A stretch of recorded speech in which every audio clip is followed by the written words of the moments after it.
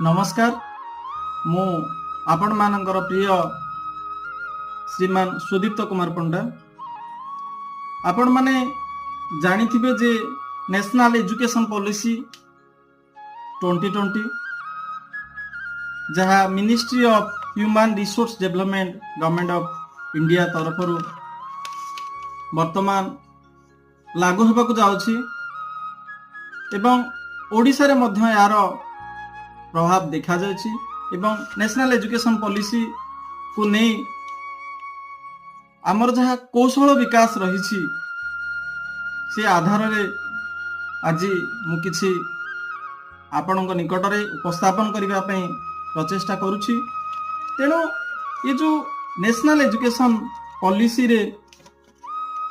जदि कौशल उपरे आमे देखिबा स्किल्स उपरे आमे जदि देखिबा